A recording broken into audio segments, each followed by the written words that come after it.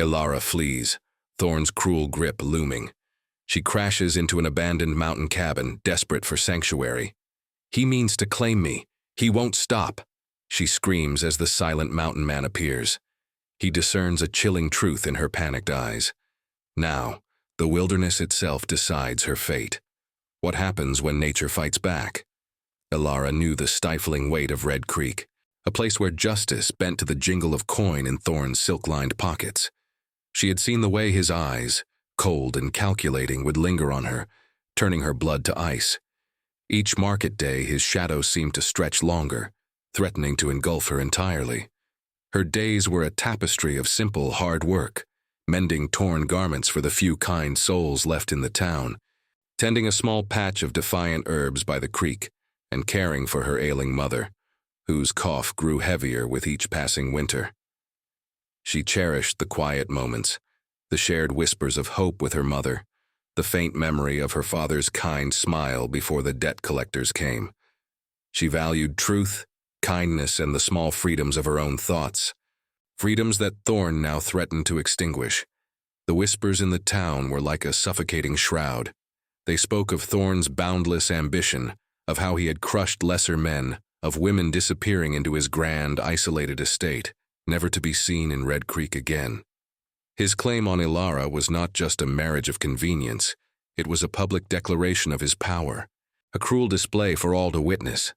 She was not a person to him, but a trophy, a final payment for a debt he likely fabricated or inflated beyond recognition. Her heart ached for her mother, whose frail frame seemed to shrink under the looming threat, yet she knew staying meant a fate worse than any hardship the wild could offer. It meant losing herself entirely. Hope, however, proved to be a stubborn ember in the human spirit. Amidst the despair, a half-remembered tale resurfaced in her mind. An old hunter, long since vanished, who once spoke of an abandoned cabin deep within the mountain folds, a place forgotten by man and bypassed by beasts. A legend whispered that the mountains themselves protected certain places, places where the world below held no sway. Perhaps, just perhaps, the mountain would offer sanctuary where man offered only chains. This was not merely a flight from a man. It was a desperate quest for autonomy, for the right to simply exist beyond ownership. The air grew sharp, carrying the scent of pine and impending snow, as she left the last gaslight of Red Creek behind. Her breath plumed in the frigid night, a visible tremor of the fear that seized her. Each crunch of snow beneath her worn boots was a defiant step, leading her away from the known horrors of the town and into the formidable embrace of the unknown. The towering silhouettes of the misty mountains loomed, dark guardians against the pale starlight. She knew the dangers they held, the biting cold, the hungry wolves, the sheer indifference of nature. Yet she found a strange comfort in their colossal indifference. Here, at least, she would not be claimed by another man, but by the wilderness itself, a fate that, for her, was infinitely preferable. And so, with a final, tearful glance back at the distant, flickering lights of Red Creek, Ilara stepped into the maw of the mountain, severing the last thread to the life she had known. The biting wind of the misty mountains was a relentless sculptor, carving the very air into icy shards that pricked Ilara's exposed skin. Each gust seemed to carry the mocking laughter of the wild, reminding her of her fragile place in its vast, indifferent domain. The snow, a thick blanket, muffled all sound, transforming the world into a stark landscape of whites and grays, where the only melody was the frantic thump of her own heart. Her breath came in ragged gasps, each one a puff of ephemeral courage against the deepening cold. She clutched the thin shawl tighter around her, a futile shield against a foe that seeped into her very bones. Her shoes, never made for such terrain, slipped on unseen ice, sending jolts of panic through her. She was a tiny, desperate speck against the colossal, unforgiving slopes, a fragile hope swallowed by the monumental indifference of nature. The silence here was unlike any she had known in Red Creek. It was not the quiet of a sleeping town, but a primordial hush, broken only by the shriek of a distant hawk or the rustle of an unseen creature in the snow-laden boughs. This profound stillness was both terrifying and strangely comforting, for in it, she could almost hear her own thoughts, unclouded by the oppressive hum of Thorn's presence. She pushed onward, her legs burning, her lungs aching, driven by a fear far colder than the mountain air itself. To turn back was to surrender to a fate worse than death, to become a trophy for a man who knew only how to claim and consume. Her resolve, thin as spun ice, held firm. Just as despair threatened to eclipse the last vestiges of her strength, a faint anomaly pricked the vast expanse of white, a smudge of dark against the pale canvas, almost swallowed by the drifts. With renewed, desperate energy, Ilara stumbled towards it, her vision blurring with exhaustion, and the tears that the cold coaxed from her eyes. It grew slowly into shape, a structure undeniably man-made, yet so thoroughly reclaimed by the mountain that it seemed less built than grown from the earth itself. It was a cabin, small and stoic, its rough-hewn timbers weathered to a deep, solemn gray, its roof sagging under a heavy mantle of snow. Smoke had not curled from its stone chimney in many seasons, perhaps even decades. It stood as a silent testament to lives once lived, a ghost of human endeavor in a land that cared little for such things. As she drew closer, the scent of aged wood and damp earth reached her, a raw, organic smell. The window panes were opaque with ice and dirt, reflecting the leaden sky like blind eyes. The door, unlatched and slightly ajar, hung precariously, inviting her in, yet hinting at a long-forgotten vacancy. It was a shelter, however precarious, and in the relentless grip of the mountain, shelter was life itself. The thought of what might reside within, a hungry beast or merely the frigid emptiness of abandonment, barely registered. Any threat felt secondary to the immediate gnawing hunger of the cold. With a final, trembling surge of will, Ilara pushed the door open, the groan of protesting wood echoing eerily in the vast silence. Inside, a deeper gloom awaited, thick with the scent of pine needles and undisturbed dust. It was a single room, crude but sturdy, dominated by a large stone hearth that promised warmth, even if it had not delivered it for years. She sank onto the dirt floor, collapsing in a heap of snow-dusted clothes and bone-deep weariness, her breath coming in ragged sobs that seemed to be absorbed by the quiet walls.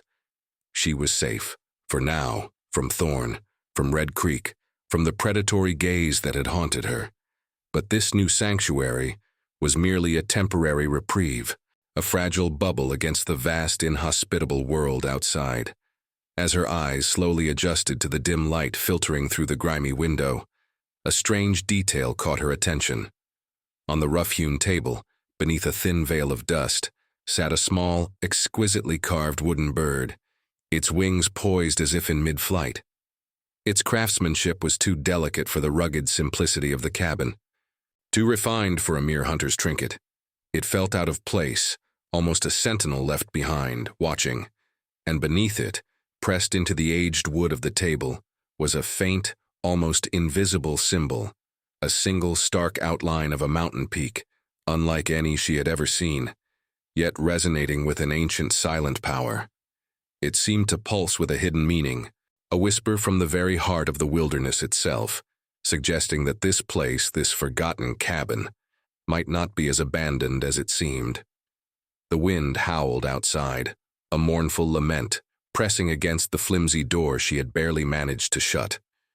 It was a sound that warned of the mountain's enduring power, of its refusal to be tamed, of the dangers that still lurked beyond the rough walls of her temporary refuge. She knew, with a certainty that chilled her more than the ice, that this was merely the first step into a world where old rules held no sway, and where survival demanded a strength she was not sure she possessed. With the last of her energy, Ilara dragged a fallen log across the door, a meager barricade against the forces, both natural and human, that still sought to claim her. The night stretched long and perilous before her, and the vast unknown heart of the mountain beat silently around her. The cabin, once a symbol of desperate refuge, now felt like a cage of ice around Ilara. The wooden bird on the table with its silent, watchful gaze seemed to mock her fleeting sense of security. The long night had been a torturous dance between the gnawing cold and the whispers of her own fear, a symphony of creaking timbers and the relentless moan of the wind against the walls. Every shadow had held the shape of Jedediah Thorne's men, every distant snap of a twig a harbinger of discovery. She had huddled by the dead hearth, wrapped in her threadbare shawl, shivering not only from the cold, but from the chilling certainty that her flight had merely postponed the inevitable. This was the wild, and she was utterly alone, adrift in its vast, indifferent embrace. As dawn painted the eastern peaks with streaks of hesitant gray, a new sound cut through the air, sharp and deliberate. The rhythmic thud of an axe, splitting wood with an almost surgical precision. It was close, too close. Panic seized Alara, tightening her chest until she could barely breathe. She scrambled, heart hammering against her ribs, searching for a place to hide. The cabin offered no such luxury, only crude walls and open spaces. She pressed herself against the cold, rough planks beside the door, her eyes fixed on the small, grimy window, praying for the sound to cease, for the presence to vanish. But the rhythmic blows continued, closer now, each one a hammer stroke against her fragile peace. Then a shadow fell across the threshold, not the long, lean outline of a townsman, but a silhouette of immense breadth and height. The light, already dim, seemed to dim further. The door, which she had barricaded with a log, was pushed inward with a slow, deliberate force that spoke of overwhelming strength, the log merely scraping along the dirt floor as if it were a twig. Standing there, framed by the swirling snow, was a man. He was a colossal figure, clad in rough-hewn furs and thick leather, his broad shoulders dusted with fresh snow. His face, shadowed by a thick beard and the brim of a weathered cap, was a landscape of sharp angles and deep lines, etched by sun and wind and untold years of solitude. His eyes, the color of glacial ice, swept over the meager interior of the cabin, settling on Alara with an unnerving stillness. He did not speak, nor did he make any threatening move. He simply stood, a living embodiment of the mountain itself, assessing her with a gaze that saw not a woman, but a disruption, an anomaly in his ordered world. Alara could feel the raw power emanating from him, a silent, primal force that dwarfed Thorne's cultivated menace. This was a man forged by the unforgiving elements, a solitary sovereign of this desolate domain. For a long, agonizing moment neither moved, neither spoke. The air thrummed with unspoken questions, with the clash of two worlds, two desperate existences meeting in this forgotten nook of the wild. He finally moved, a fluid, unhurried motion that belied his massive frame. His gaze lingered on the carved bird, then returned to her, a flicker of something unreadable in his eyes. He motioned with a large gloved hand towards the hearth, then to the stack of fresh split firewood he had just brought in, now visible just outside the door. His voice, when it came, was a low rumble, rough as stones tumbling down a mountain slope, accustomed to silence and the elements, not polite conversation. He spoke of the bitter cold, of the coming night, of the need for warmth. His words were few, devoid of pleasantries, yet held a stark, undeniable logic. He did not offer comfort, but a simple, practical truth. Survive. Alara, still trembling, found herself nodding, her voice caught in her throat. She understood the unspoken question. What was she doing here, in his cabin, a place he clearly knew and perhaps considered his own? There was a possessiveness in his gaze, but it was not the predatory claim of Thorne. It was the possessiveness of a wolf over its territory, a claim born of survival and long-held solitude. His presence was not an invitation, but a test. She saw the glint of an old hunting knife at his belt, the worn rifle leaning against the doorframe, tools of a life lived on the edge. He was not a man to be trifled with, and yet there was a stark, unyielding honesty in his eyes that offered a different kind of danger, one that was perhaps more tolerable than the polished deceit of Red Creek. He walked over to the hearth, stooping with surprising grace for a man of his size, and began to arrange kindling and wood. The movements were practiced, efficient, the actions of a man deeply familiar with the rhythm of the wild. Soon, a small flame sputtered to life. casting dancing shadows that warmed the air and softened the harsh edges of the cabin. The smell of wood smoke, so long absent, began to fill the small space, a scent of life and heat. He looked at her again, his gaze unwavering. He did not offer charity, but an exchange, an unspoken pact. The mountain demanded its due, and so did its guardian. She was no longer just a refugee, but a potential burden, or perhaps a temporary companion in the vast, empty wilderness. She was in his domain now, and the terms of her stay would be set by him, a silent, powerful negotiation under the watchful eyes of the mountains. The first days in Silas's cabin were a stark lesson in mountain survival, a brutal contrast to the soft, gentle world Ilara had known. He was a man of few words, his instructions delivered through grunts, gestures, or the steady, unwavering example of his own actions. He showed her how to gather dry kindling that burned even when damp, how to draw water from the partially frozen creek without falling in, how to repair a leaky roof with pine resin and bark, and how to set simple snares for small game. His movements were always economical, his gaze sharp, missing nothing. Ilara, despite her initial terror, found herself watching him, absorbing his silent lessons, mimicking his deliberate efficiency. She had always been observant, a quiet watcher in the bustling town, and now that skill served her well in this silent, demanding world. She learned quickly that Silas valued competence above all else. Her hands, once accustomed to delicate needlework, grew calloused and chapped from chopping wood, cleaning game and mending the cabin's various ailments. She felt the sting of cold, the ache of tired muscles, but with each task mastered, a small ember of self-respect began to glow within her. When she successfully started a fire on her own, a plume of smoke rising steadily from the chimney, Silas offered a rare, almost imperceptible nod of approval.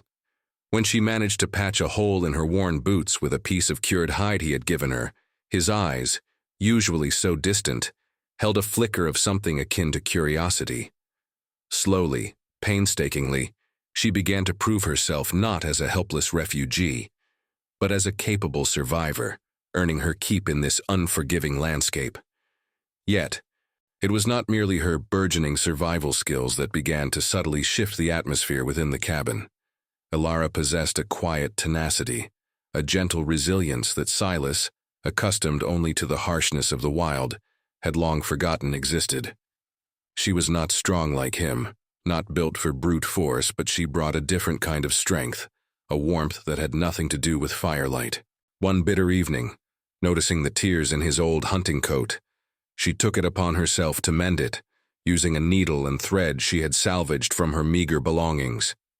Her stitches were small, neat, born of years of careful work. Silas found it draped over a stool the next morning, the tear invisible, and for the first time a look of profound, almost startled gratitude crossed his weathered features. She began to notice the small details of the cabin, details Silas, in his pragmatic solitude, had overlooked or simply ignored. The way the light fell through the single grimy window, illuminating dust motes dancing in the air, the small pile of dried herbs neglected and forgotten, that she recognized as potent remedies for coughs and fevers. She began to clean, not with a flurry of domesticity, but with quiet intent, sweeping the dirt floor, scrubbing the table until the grain of the wood showed through, arranging the few crude utensils in an orderly fashion. She dried the herbs, brewing them into a soothing tea that brought a flicker of surprise to Silas's stoic face. Slowly, imperceptibly, the cabin began its transformation. It was no longer merely a shelter, a place of bare survival, but a space imbued with a touch of care, a whisper of welcome. The rough edges softened, the chill receded, not just from the fire, but from the nascent feeling of a home. One afternoon, as a sudden blizzard descended, trapping them inside, Ilara recounted stories of Red Creek, not of Thorn's cruelty, but of the simple joys she had once known, the scent of her mother's baking bread, the laughter of children playing by the creek, the bright colors of fabrics in the general store. Silas listened, hunched by the fire, his gaze fixed on the dancing flames. his silence a sign not of indifference but of a rare attentiveness. For the first time he saw her not as a problem, not as a project, but as a person, a fragile vessel carrying memories and a spirit that refused to be extinguished. And for the first time, Ilara saw beyond the mountain man's stoic exterior, sensing a loneliness that resonated with her own. Yet this fragile peace, this burgeoning sense of shared purpose, was destined to be tested. One crisp morning, as Ilara knelt by the frozen creek, her hands aching as she chipped at the ice for water, she saw it, a glint of metal, unnatural against the pristine snow, wedged into a crack in a distant rock face. It was a silver-plated button, the kind worn by the wealthier men of Red Creek, stamped with an unfamiliar emblem. A cold dread snaked through her, chilling her far more than the icy water. It was a sign, undeniable and terrifying, that the world she had fled had not forgotten her, and that its predatory reach extended even into the deepest folds of the mountain. The sanctuary was not as impenetrable as she had hoped, and the game of hide-and-seek was far from over. The discovery of the silver button was a chilling pronouncement, shattering the fragile peace Ilara had painstakingly built. It was a stark reminder that the wilderness, while vast, was not an absolute shield. The emblem, a stylized serpent coiled around a thorny rose, was one she recognized from Jedediah Thorne's signet ring, a symbol of his power and his poisonous influence. The cold dread that had snaked through her earlier now tightened into a knot of terror. Thorne's men had been here, close enough to leave a trace, a metallic whisper of their relentless pursuit. The thought of their relentless trackers, their predatory eyes scanning the snow-laden slopes, sent a shiver down her spine. The cabin, which had felt like a fortress, now seemed tragically exposed. Silas, with his keen hunter's senses, noticed the shift in her. Her usual quiet efficiency gave way to a palpable tension, her gaze constantly darting towards the surrounding forest. When she finally showed him the button, her voice barely a whisper, a muscle tightened in his jaw. He examined the emblem, his eyes narrowing, a dangerous glint in their glacial depths.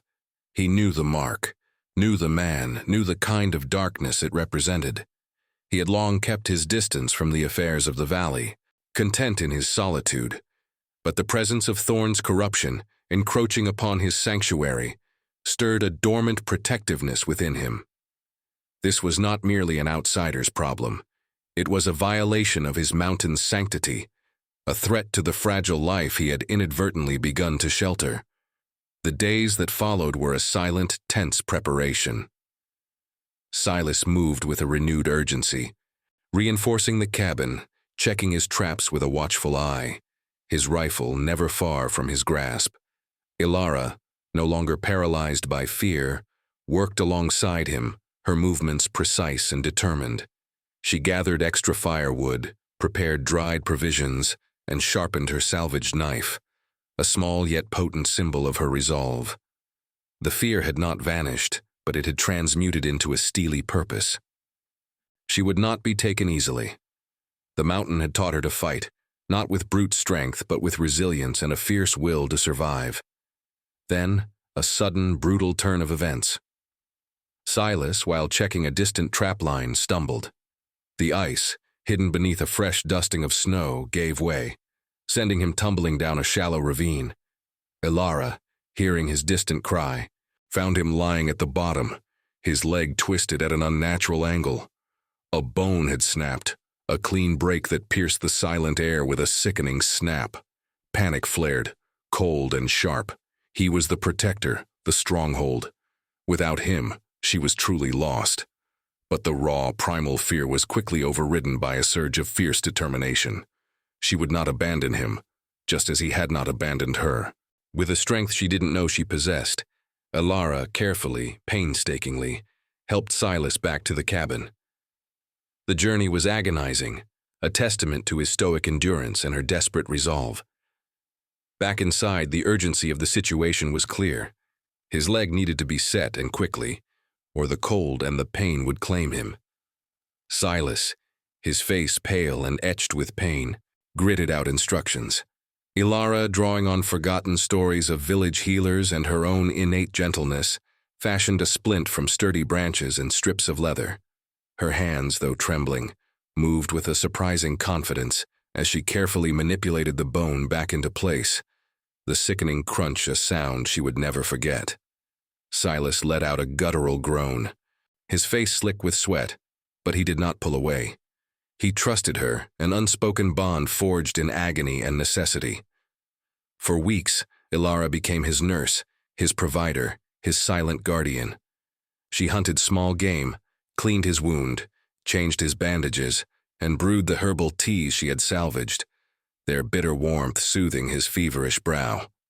In the quiet, intimate moments, surrounded by the crackle of the fire and the whisper of the wind, the wall between them slowly, irrevocably crumbled. He spoke, in halting, rough tones, of his past, of the wife he had lost to a winter sickness years ago, of the grief that had driven him to the solitude of the mountain, of the crushing loneliness that had been his constant companion. She, in turn, confessed her own story, of the shame of her family's debt, of Thorn's cruel decree, of the burning desire to simply be free. They were two outcasts, two wounded souls, finding solace and understanding in the shared silence of their stories. His voice, rarely used, filled the cabin with the weight of his past, and her whispered replies revealed the depths of her own. They were two broken halves, slowly, tentatively, beginning to mend each other. But as the days bled into weeks and Silas's leg slowly began to heal, a new, more profound revelation dawned upon Ilara. He was not just a protector, a man of the mountain. He was Silas, a man of deep sorrow and surprising gentleness, a soul as scarred and resilient as the peaks themselves. And she was not just a refugee, a debt-bound woman, but Ilara, strong, resourceful, capable of both fierce courage and tender care. The true revelation was not some external truth, but the raw, vulnerable humanity they found in each other. They were not just a mountain man and a city girl, but two pariahs building a fragile, hopeful sanctuary together. The cabin, once a symbol of their individual solitude, now felt like the nascent heart of something new, something shared. And as Silas's strength returned, so did a new, unspoken understanding. He would protect this place, this life, this connection, with a ferocity born not of duty, but of newfound purpose. Their partnership was sealed, not by vows, but by the shared crucible of pain and the quiet act of saving each other. With Silas's leg slowly mending, a new rhythm settled into the mountain cabin. The frantic urgency of survival had eased, replaced by a quiet, contented hum. Ilara, no longer consumed by fear or the demands of nursing, found a deeper satisfaction in the daily chores. She would rise with the sun, the soft light filtering through the window painting golden streaks across the worn wooden floor. While Silas still moved with a slight limp, his strength steadily returned, allowing him to resume his duties, checking traps and chopping wood, though always with Ilara nearby, offering a steadying hand or a warm broth. They worked in a seamless, unspoken partnership, each anticipating the other's needs, their movements synchronized by shared purpose. Evenings were the most cherished. The hearth, once a mere source of heat, had become the heart of their home. They would sit by the crackling fire, the flames casting dancing shadows on their faces, the silence between them no longer one of tension, but of comfortable companionship. Ilara would sometimes hum old folk tunes, soft melodies that filled the small space with a gentle warmth, and Silas would listen, his eyes fixed on the fire, a faint, almost imperceptible smile touching his lips. He began to teach her the names of the mountain peaks, the habits of the local wildlife, the signs of changing weather. She, in turn, shared stories of her own, of the wildflowers that grew by the river in Red Creek, of the small kindnesses she had encountered there, of the dreams she held for a life free from fear.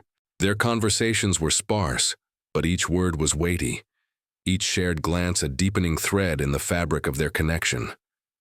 One brisk afternoon, while exploring a hidden spring Silas had pointed out, Alara noticed a small, intricately carved wooden figure half buried in the moss.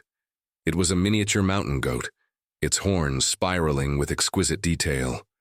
She picked it up, brushing away the dirt, and felt a strange sense of familiarity.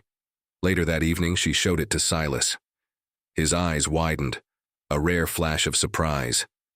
He reached into a small, worn leather pouch he kept hidden beneath his sleeping furs and pulled out another carving. A small, fierce bear, its posture mirroring the goat's. Both were crafted from the same dark, dense wood, the style undeniably similar. He then explained, his voice low and tinged with a long-forgotten memory, that the bear was his father's, a traditional carving passed down through his family for generations, a symbol of their connection to the mountain.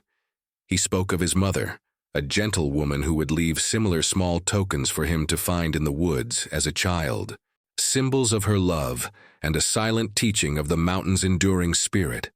As Alara held the goat, its smooth surface warm in her palm, she realized a truth that resonated deep within her soul.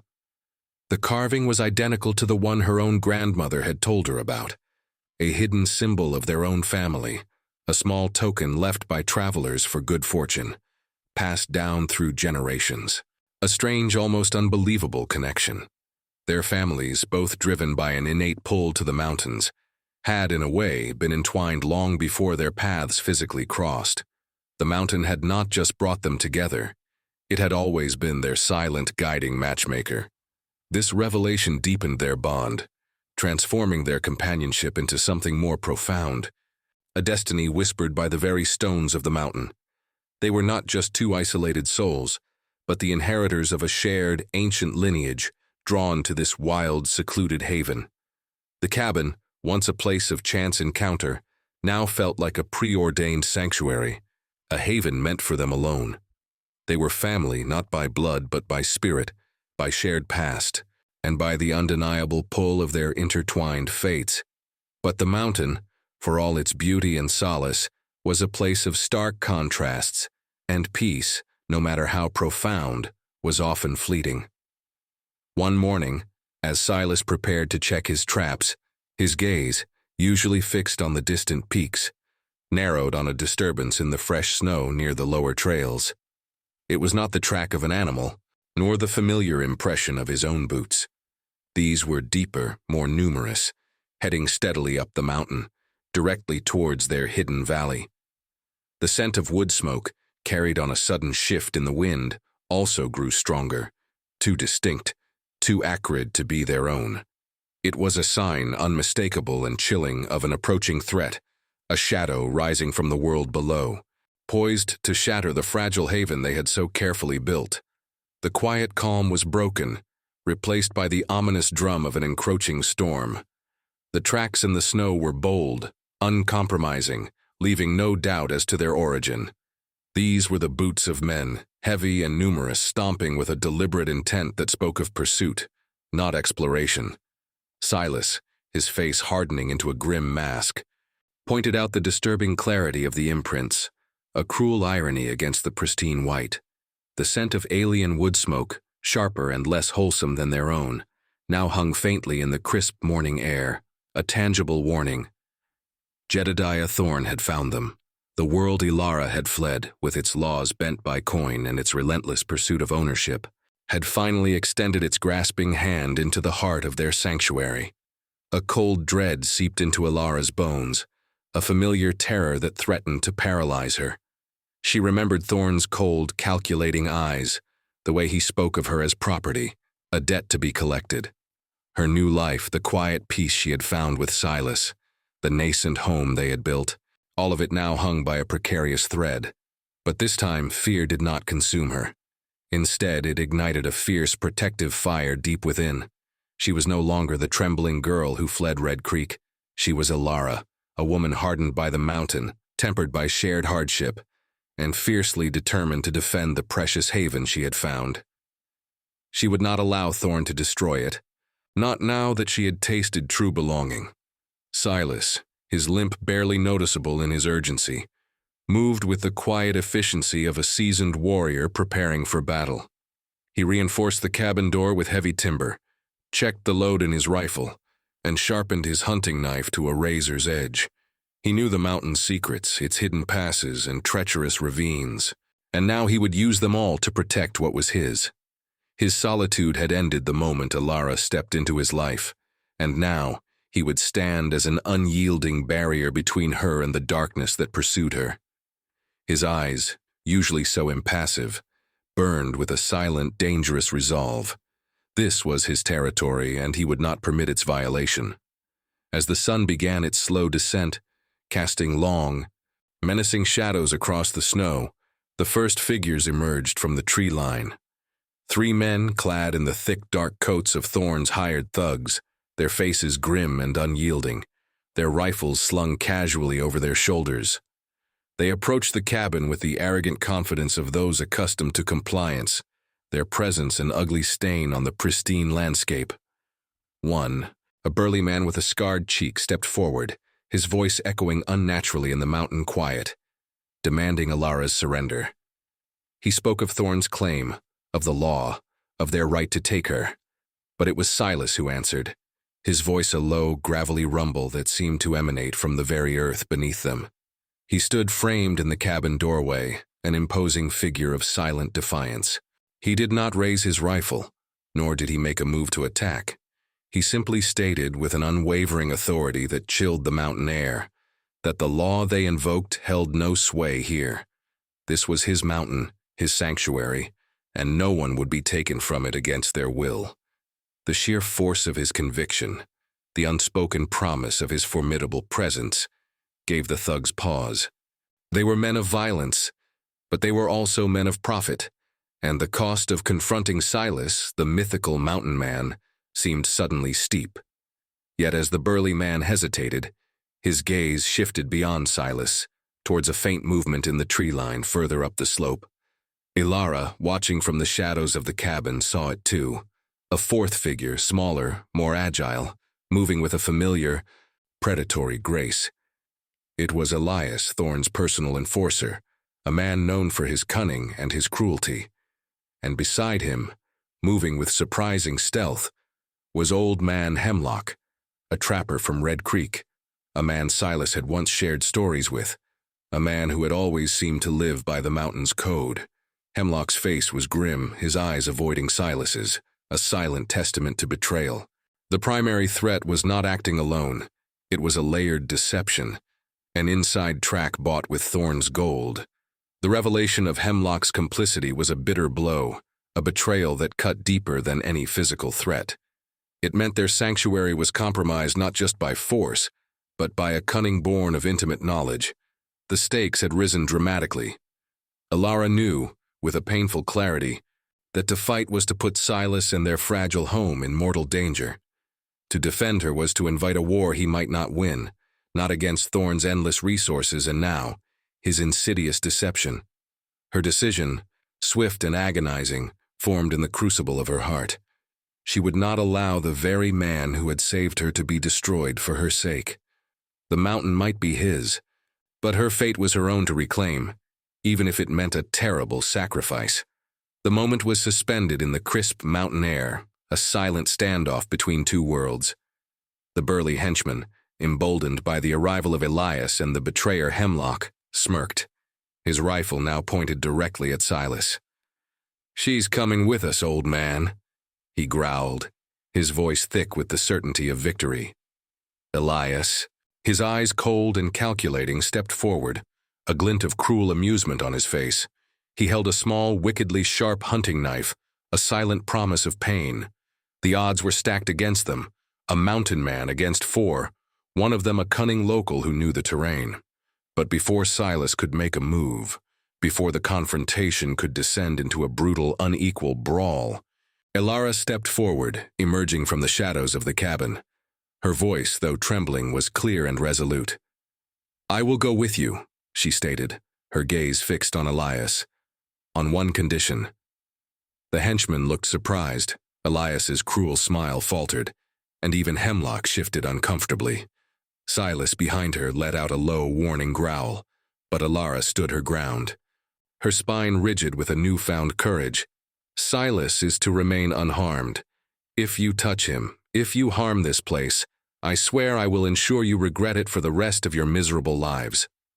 Her words were not a plea, but a vow, delivered with a fierce intensity that startled even the hardened thugs. Elias, momentarily taken aback, recovered quickly. He saw a chance for an easy victory, a woman willing to surrender without a fight. He nodded, a dismissive gesture. "Fine, girl, you come quietly, and the old man gets to keep his peace." It was a lie, a hollow promise, but it bought Alara time, a chance to implement her desperate plan. As she walked slowly towards Elias, her eyes met Silas's. In that brief, intense glance, a silent communication passed between them, a desperate understanding, a shared resolve. She carried no weapon, but in her hand, hidden from the thugs, was the small, exquisitely carved wooden mountain goat. As she reached Elias, her hand still clutching the carving, she spoke again, her voice low, almost a whisper. "Thorn thinks he owns the mountain," she said, her eyes fixed on his. "But the mountain watches, and it remembers." With a sudden, swift movement, she hurled the wooden goat not at Elias, but just past him, towards the treacherous, ice-covered slope that dropped into a hidden ravine, a place Silas had warned her about many times. The small carving bounced once, twice before disappearing over the edge, drawing Elias's attention for a crucial second. That second was all Silas needed. With a guttural roar, he lunged, not with his rifle, but with the raw, untamed fury of the mountain itself. He moved like a bear, a blur of fur and muscle, sweeping the burly henchman off his feet with a powerful shove. The man tumbled backward, his rifle clattering uselessly in the snow. Elias, startled by Alara's unexpected move, was momentarily off balance. His attention split between the disappearing carving and the sudden, savage assault of Silas. Alara didn't hesitate. She had noticed the small, almost imperceptible shift of the snowpack at the ravine's edge earlier that day, a warning sign Silas had taught her to recognize. As Elias turned his head, drawn by the sound of the falling carving and the chaos of Silas's attack, Alara, with a desperate surge, threw herself forward, not at Elias but against the very edge of the snowdrift that had just begun to fracture. Her weight, combined with the earlier instability, was enough. A sickening crack echoed, and a large section of the snow, along with the treacherous ice beneath, gave way, sending Elias, caught in its sudden movement, sliding downwards. He scrabbled desperately, his elegant leather boots finding no purchase on the crumbling ice, his face contorting in a mask of pure terror as he plunged into the icy depths of the ravine below, his screams cut short by the crunch of falling ice. The remaining two henchmen, stunned by the sudden turn of events, panicked. One, seeing Elias fall, turned to flee, scrambling clumsily back into the trees. The other, the betrayer Hemlock, stood frozen, his face pale with a mixture of fear and dawning horror. Silas, his powerful hands gripping the throat of the burly henchman he had pinned to the snow, looked up, his eyes burning with a primal intensity. He could have ended it then, with a single, brutal twist. But in his eyes there was not just rage, but a flicker of the humanity Alara had reawakened. He saw not just a threat, but a man scared and outmatched. He released his grip, a silent act of mercy, a demonstration that his strength was not purely for destruction. "Go," he growled, his voice a low tremor, "and tell Thorn that this mountain is not for him to claim. Tell him what happens when he sends his wolves into another man's home." The burly henchman, gasping for breath, scrambled to his feet and vanished into the tree line, fleeing with a terror that would forever haunt his steps. Hemlock, still frozen, met Silas's gaze, a silent apology, a desperate plea for forgiveness in his eyes. He had chosen the wrong master, and the mountain had delivered its judgment. He lowered his head, a broken man, and slowly, silently, turned and walked away, a ghost fading into the deepening snow. The confrontation was over. The immediate threat had been neutralized, not just by force, but by cunning and an unexpected display of mercy. But as the silence settled once more, the biting wind whispered a truth. The mountain was a dangerous place, and Jedediah Thorn would not forget this defeat. The victory was theirs for now, but the vast, unforgiving wilderness held its own lingering dangers and the promise of future storms. 9 months later, the mountain air still held its crisp bite, but within the cabin, a profound warmth had taken root, radiating from the very heart of the home. The rough-hewn timbers, once a bare shelter, now echoed with a gentle lullaby, a melody Ilara hummed as she rocked a small, bundled form in her arms. The cabin was no longer a place of desperate refuge, but a living, breathing testament to enduring love and hard-won peace. Vines of wild honeysuckle, carefully transplanted, now climbed the sun-drenched side of the cabin, their delicate scent mingling with the ever-present aroma of pine and wood smoke. Silas, his gait now strong and sure, his face still etched with the lines of the wild, but softened by a new tenderness, watched Ilara and their infant son. The child, named Wren for the small, resilient birds that sang even in the harshest winters, was a miracle, a symbol of new beginnings, a tangible manifestation of their shared future. Silas, the solitary mountain man, now held a tiny hand, his large fingers dwarfing the delicate digits, a sight that would have been unimaginable just a year prior.